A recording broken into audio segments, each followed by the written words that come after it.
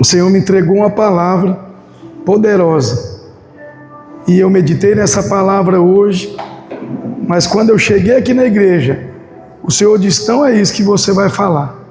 Ele mudou a mensagem e eu vou ser obediente àquilo que o Senhor está entregando. Nós vamos aprender acerca de Jesus, do que Ele tem para nos ensinar hoje. Eu creio que essa palavra vai entrar no seu coração e ela vai germinar.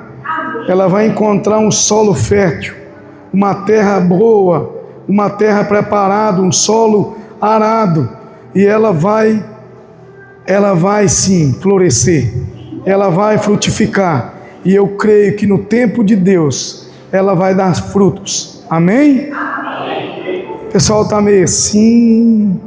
Vou fazer a pergunta de novo. Tem alguém feliz aí, irmãos? Amém. Tem alguém feliz aí? Amém. Tem alguém queimando por Jesus? Amém? Glória a Deus, irmãos. Louvado seja Deus. Igual a pastora falou, foi uma semana intensa, mas nós, para a honra e glória do Senhor Jesus, estamos vencendo e nós estamos felizes, não estamos cansados, porque estamos fazendo para Ele. Amém. Eu só vou cansar quando eu estiver fazendo para mim. Quando eu estou fazendo para mim, aí eu vou cansar. Agora, quando eu faço para Ele, irmãos, Ele renova as nossas forças. Amém? Glória a Deus. Irmãos, eu peço aos irmãos que se coloquem de pé. Vamos ler uma palavra, Laura. 1 Reis, no capítulo 19. Nós vamos ler do verso 1 ao verso 16. 1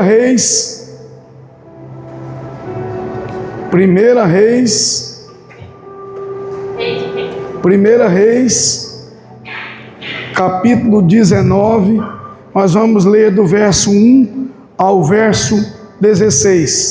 Amém? Amém. Então, a palavra do Senhor contra Baasa veio a Ageu, filho de Hanani.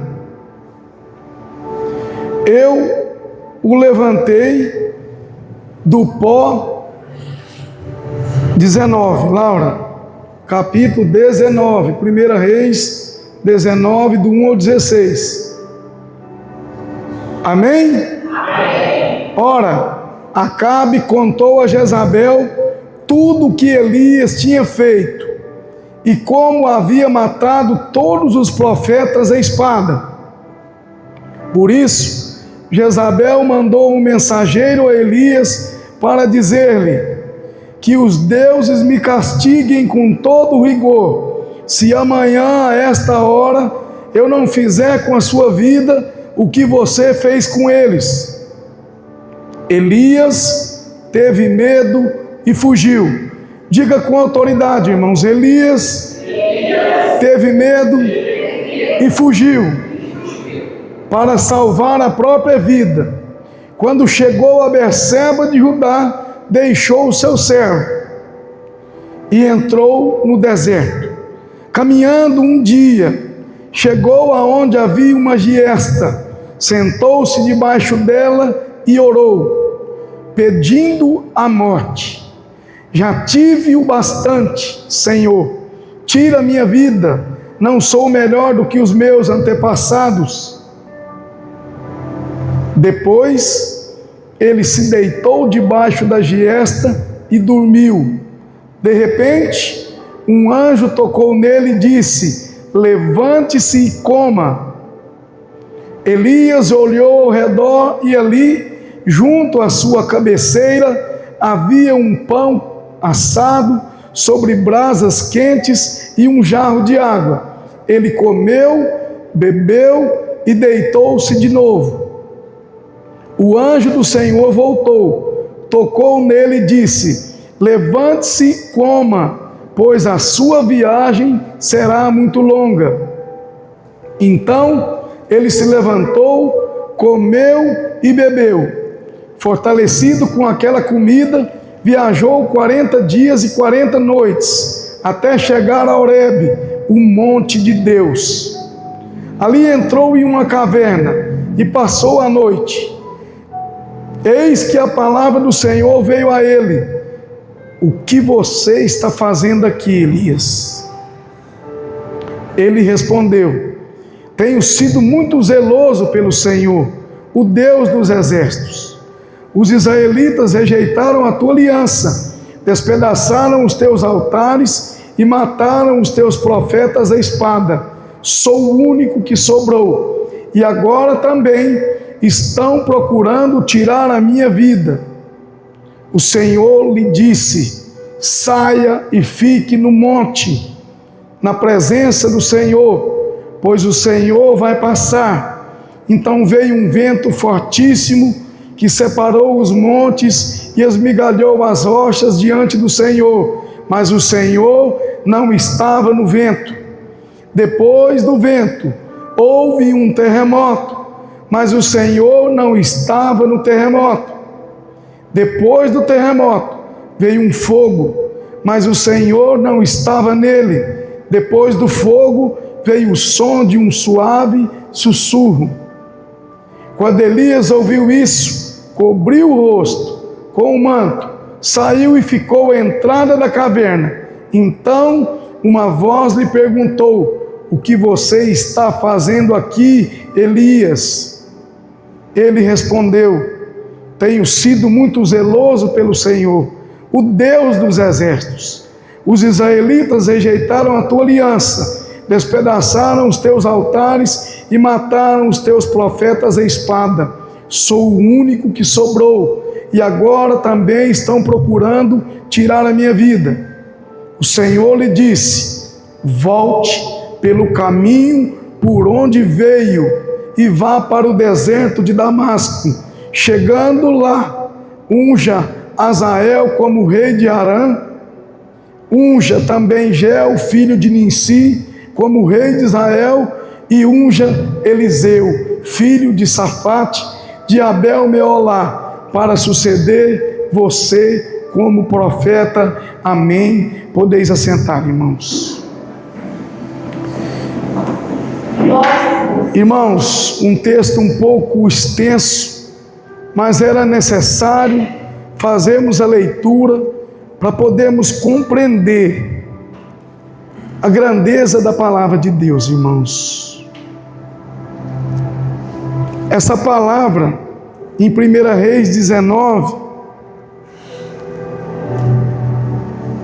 do verso 1 ao verso 16, nos conta uma história onde o grande profeta Elias, um homem de Deus, diante de uma intimidação, diante de uma palavra, ele teve medo e fugiu.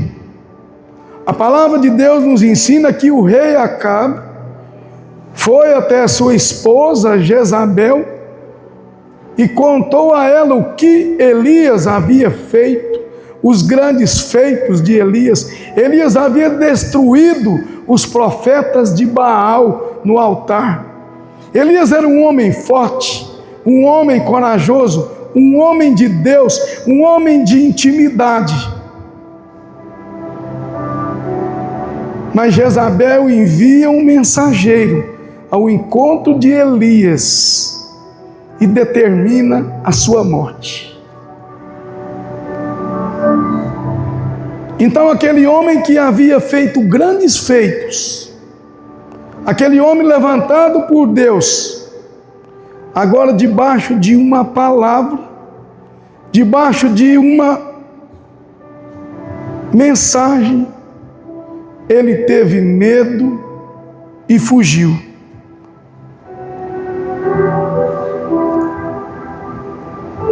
E o que eu quero ensinar para os irmãos?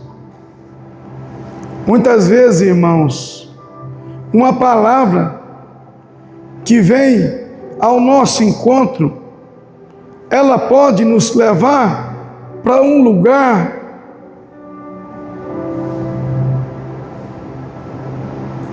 onde nós sentimos medo, Muitas vezes uma palavra dada em desfavor da nossa casa, da nossa família, no nosso trabalho, tem o condão, o poder de nos levar para um lugar de medo e de fuga. Então Elias, o profeta, ele deixou a sua parte emocional ser atacada. Elias teve atacada a sua alma, o seu emocional foi ferido. Elias permitiu que aquela palavra ela intimidasse tanto ele, que o seu emocional ficou abalado. Elias fugiu. O profeta Elias, o homem de Deus, o homem escolhido por Deus, teve medo e se escondeu.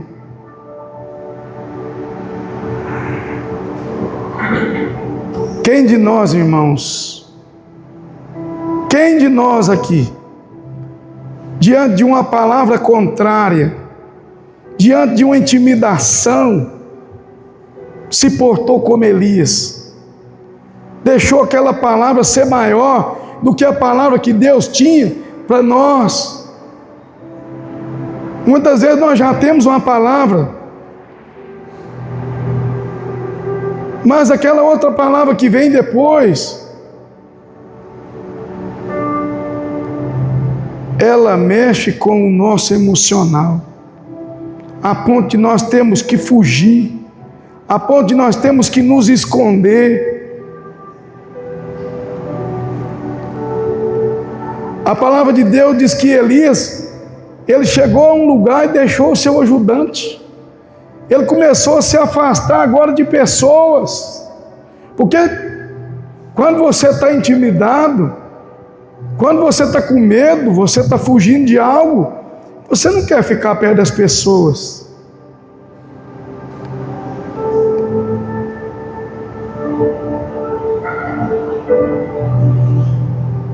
E foi isso que aconteceu com Elias. Elias, diante daquela palavra, daquela intimidação, ele já tentava se afastar das pessoas. Aquela depressão, aquele medo, aquele pânico, levou o profeta Elias a se afastar das pessoas. Existe uma diferença muito grande, irmãos, em estarmos a sós com Deus, num tempo de solitude com Ele, do que estarmos distante de pessoas. Quando eu separo um tempo para estar a sós com Ele, eu vou estar num lugar seguro com Ele. Mas quando eu já me afasto de pessoas, porque algo está me gerando, algo está me produzindo em mim um ataque emocional, aí eu já saí fora da presença do Senhor. E muitas vezes nós somos fortemente atacados. E essa palavra de Jezabel, o que ela fez com Elias? Essa palavra, ela acabou mudando a rota profética de Elias. Ela mudou a rota profética de Elias. Elias tinha uma palavra, mas aquela palavra mudou o destino de Elias. E quantas vezes, irmãos, uma palavra não muda o nosso destino? Quantas vezes uma palavra não nos leva e nos causa traumas? Muitas vezes uma só palavra é capaz de nos causar traumas, irmãos. Uma só palavra é capaz de nos causar traumas e nos levar para um isolamento pessoal.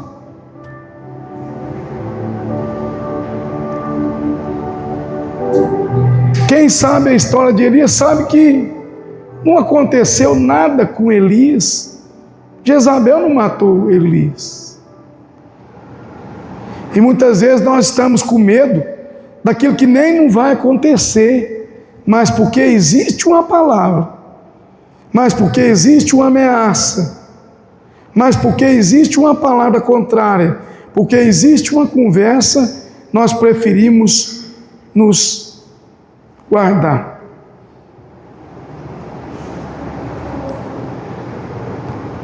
Mas o Senhor está mandando eu te dizer, assim como diz para Elias, vai para o monte, fica no monte,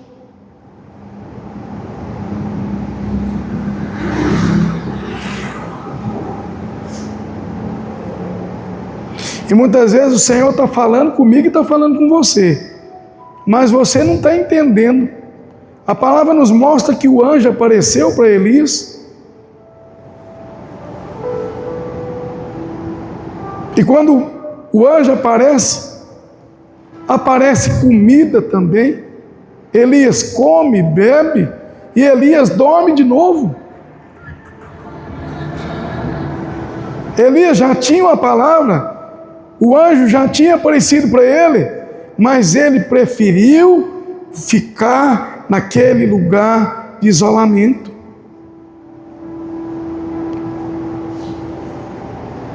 E aí o que aconteceu? Precisou do anjo aparecer para ele de novo. O anjo aparece para ele novamente. Ele come e bebe e resolve então avançar.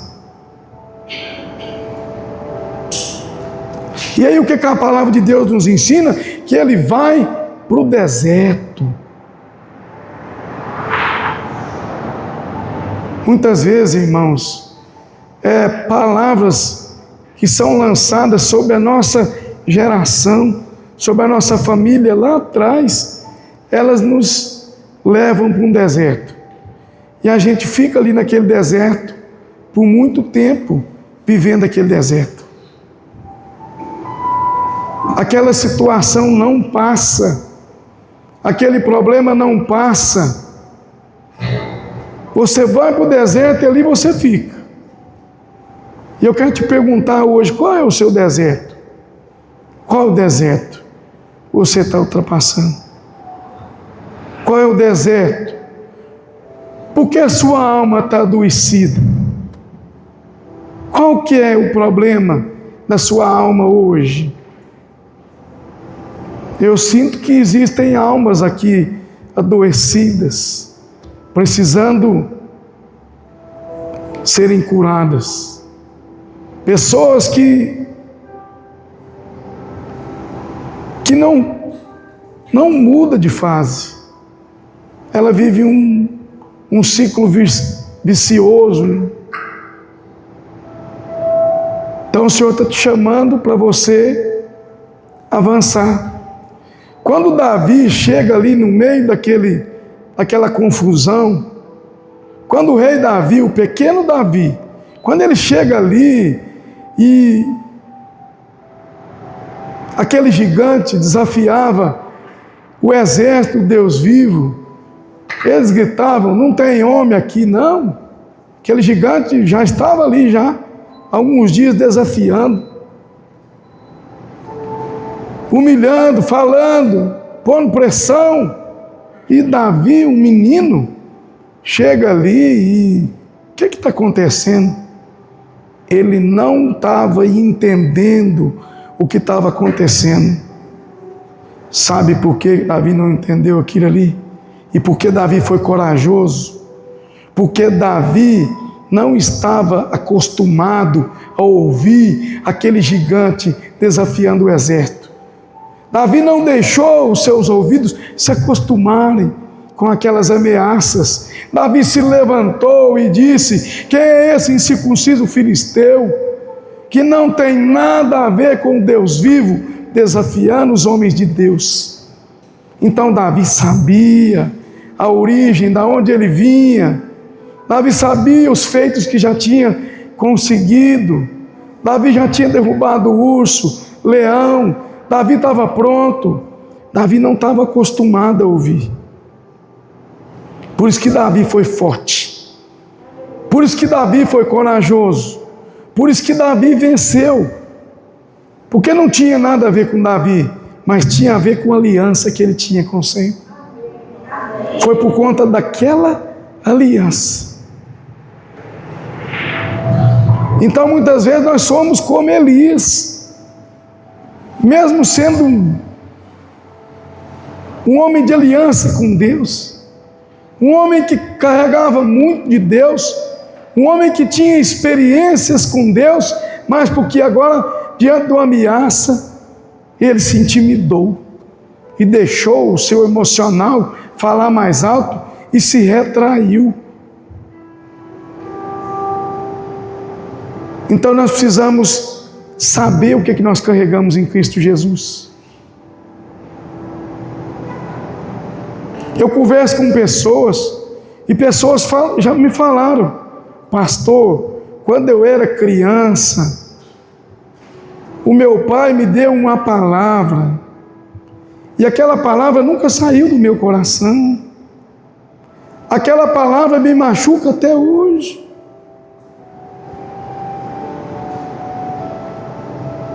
Hoje eu ouvi de um rapaz, ele me dizendo isso. Ele me dizendo isso, quando era criança, porque era um pouquinho mais fortinho, igual o pastor, e os irmãos eram magros, fortes. Ele ouviu o pai dizendo um dia: esse aqui eu vou ter que ensinar ele a fazer algo diferente, porque não vai ser um homem do campo, porque não vai poder me ajudar nas tarefas braçais. E aquilo marcou ele. Aquilo marcou ele duramente, irmãos. Uma palavra que intimidou ele por toda a vida. Hoje é um homem de 43 anos, mas aquela palavra nunca saiu do coração.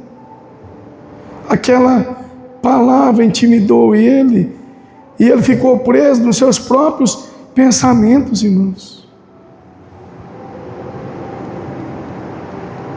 No cárcere da nossa mente.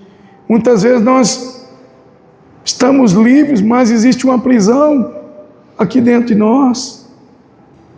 Nós estamos presos em nossos próprios pensamentos.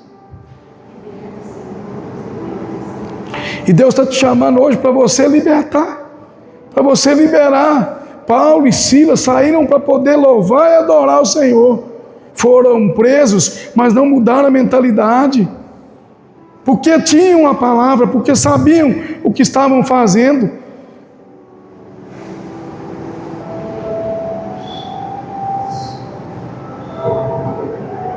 Tem homens que passam muito tempo na prisão, irmãos, e quando saem, eles não perdoam as pessoas que às vezes colocaram eles ali, naquele lugar.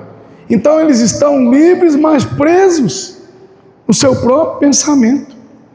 Então nós precisamos libertar, nós precisamos liberar perdão, nós precisamos curar a nossa mentalidade, não permitir que palavras, que gestos, que pessoas, que situações, pastor, eu não vou na igreja mais, porque houve um problema na igreja, e lá eu fiquei chateado com o fulano, com o Beltrano, houve uma desavença, irmão.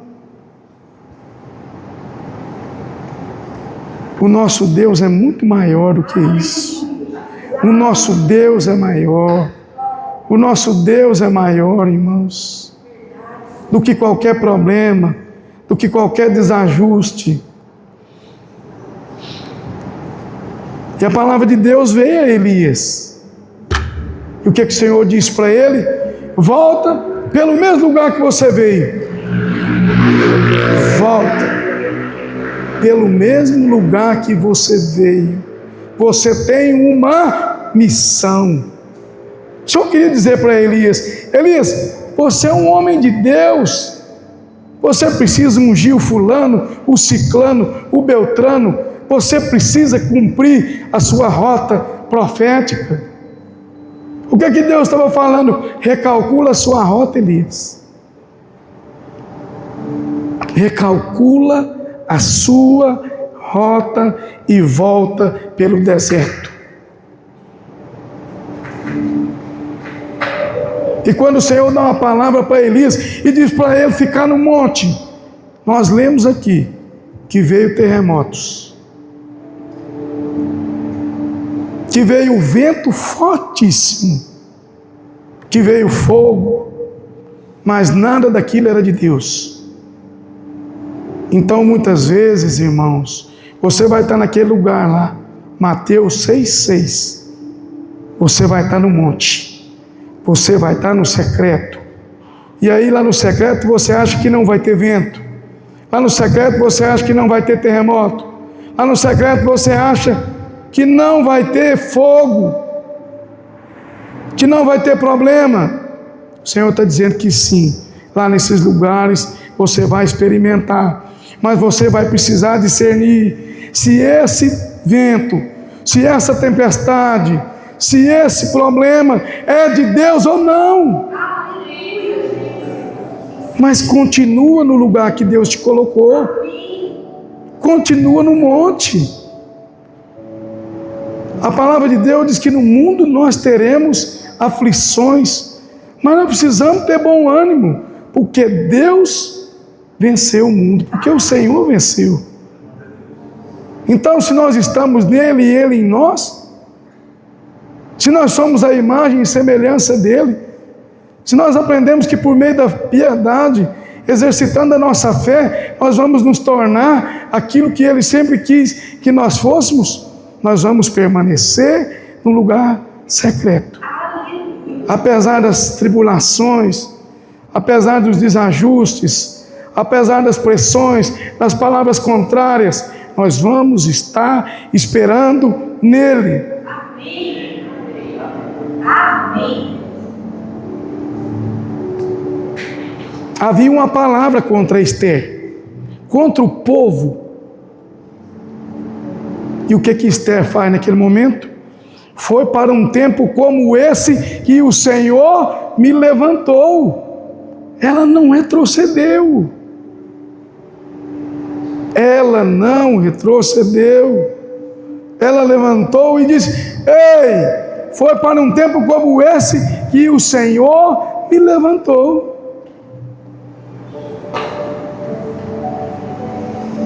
Então nós precisamos, irmãos, entender que Deus tem uma rota profética para você. Deus tem uma rota profética. Você vai precisar entender a sua rota. Entenda a sua rota profética. Entenda a sua rota profética. Eu custei entender, irmãos, mas eu entendi. Para a honra e glória do Senhor Jesus. Eu entendi o meu chamado. Eu entendi. Com muito custo, a duras penas, eu aprendi. E hoje você vai dizer para o irmão ao seu lado: eu vou entender o meu também. Eu já entendi a minha rota, pastor. Eu já entendi. Diga com autoridade: eu entendi a minha rota profética. Eu entendi a minha rota profética. Aleluia. E quando você entende a sua rota profética, você sai do secreto cheio de si, de Deus, cheio de Deus. E aí você sai dos montes e desce para os vales e vai tocar pessoas. É para isso que Deus te chamou. Para tocar famílias, pessoas. Essa é a nossa rota. Ide, fazei discípulos de todas as nações, batizando-as em nome do Pai, do Filho e do Espírito Santo.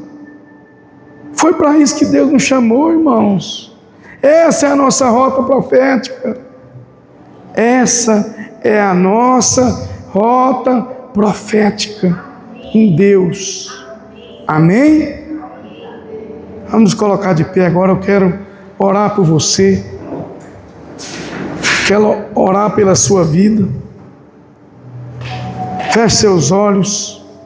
Tem algum louvor para o final?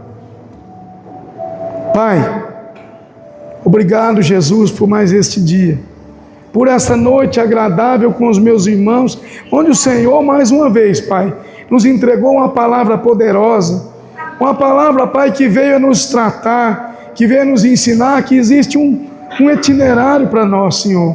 Existe uma rota, existe um caminho, existe um lugar em Deus, onde nós vamos estar, onde nós vamos chegar e entender o chamado, entender o que Deus tem para nós, que o Senhor venha nos proteger nossa casa, nossa família, para que não haja palavras contrárias, para que não haja falas, para que não haja ataques, pressões, mas que nós possamos, em família, assim como Josué, dizer em alto e bom som: eu e a minha casa serviremos ao Senhor. Nós estamos na rota profética, eu e a minha casa serviremos ao Senhor. Vamos louvar o Senhor agora, continua.